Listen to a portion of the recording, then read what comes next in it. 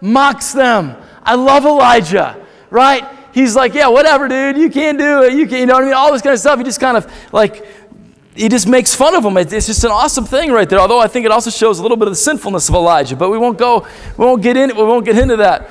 But anyway, but he's just human. He's just like us, right? And we'd be doing the same thing. When we're like, hey, you can't do it. You know, I can lift more than you can. I can lift more than you can. You know, whatever it is. So here they all are. They're trying to have fire come down.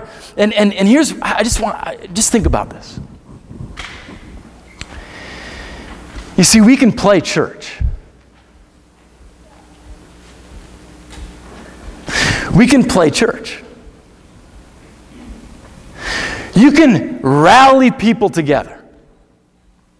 I mean, if you have a dynamic preacher and you get some really good musicians and you get some nice people and you get a great kids program that involves Wii and PlayStation 3, okay? You are going to gather people. You will, right? I mean, you can build a church on your own. You don't need God to gather people. You see what I'm saying?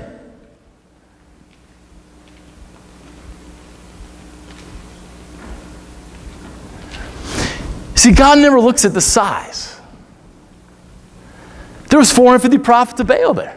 400 prophets of Asherah. All these people praying and praising, all this stuff. No fire. No change. No impact. You see, we can play church. You can play the Christian life. You can kind of try to manipulate certain things in your life. You can try to play the game of Christianity.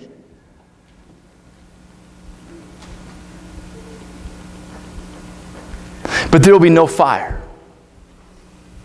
There will be no eternal significance. There will be no eternal impact.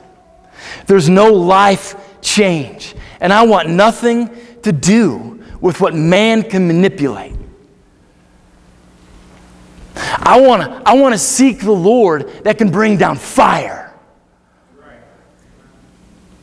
And when you think about Acts, you know, when you think about when the Holy Spirit came in Acts, how did he come? As fire. That's the kind of church I want to be a part of. And that's the kind of church that God calls us to be.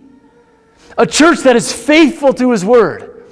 A church that is willing to obey Him and follow Him no matter what.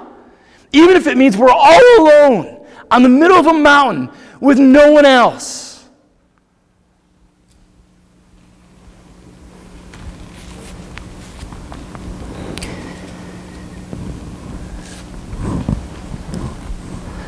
I remember talking to a leader of an organization, and he's my friend, and the people that were underneath him, they just didn't really care. It was just kind of a job for them. And this guy said to me, how do I get them to care? How do I get them to think this is more than just a job? And I started to think about you. I started to think about the church. I started to think, how do I get people to be obsessed with Jesus? How do I get people to fall in love with God? How do I get my son? This is true. How do I get my son who's 5 to pray out loud? How do I? Right? How do I get him to understand that praying out loud is just so significant in our relationship with God, and learning how to do that is important, and it's important for the family, and it's important that Satan hears our prayers, and it's important. It's just how do I get people to be, how do I force them to do that? I can't. You can't as a mom and dad. You can't force them. Try to force them, and you will lead to rebellion. You are just a mom. You are just a dad. But you have an awesome God. And the Holy Spirit is the one who does it. The Holy Spirit is the one who draws. The Holy Spirit is the one who works in the lives of people where they are obsessed, where they fall in love with, where they're making the decisions to follow Jesus no matter what.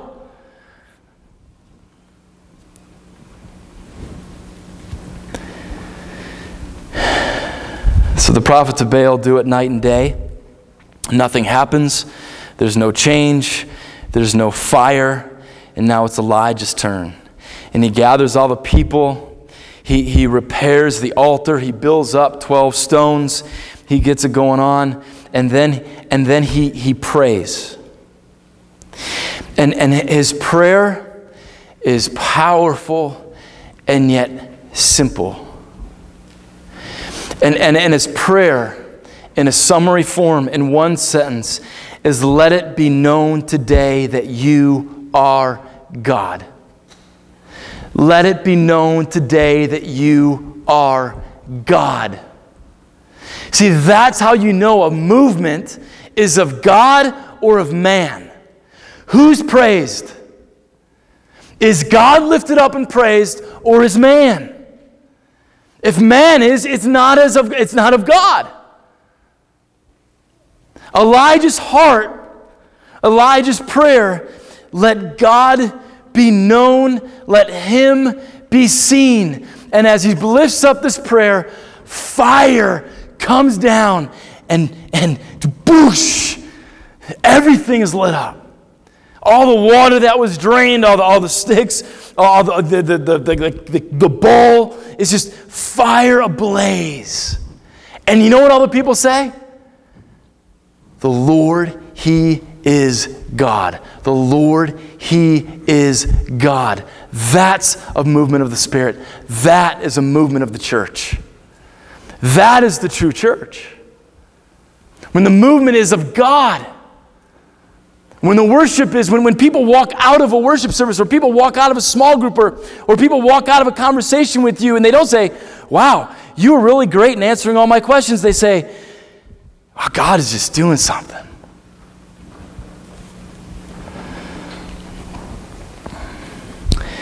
The evidence of a Spirit-filled church and a Spirit-filled life is the Lord. He is God.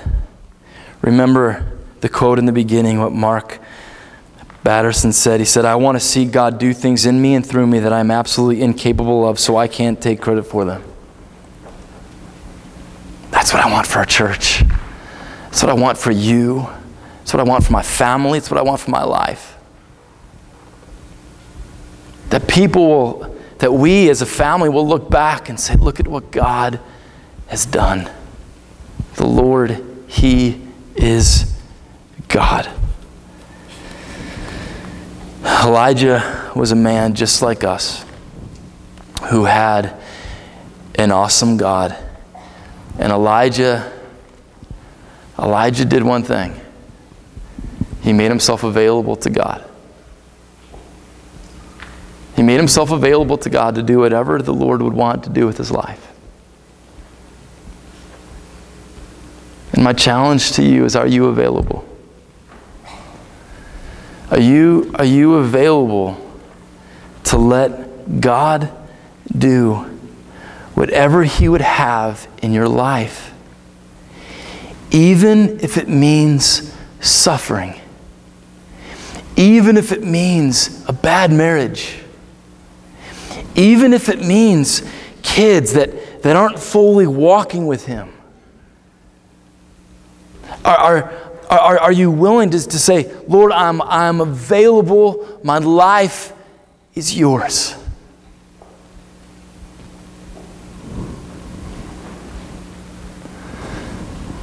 If the worship team can make itself to the back here.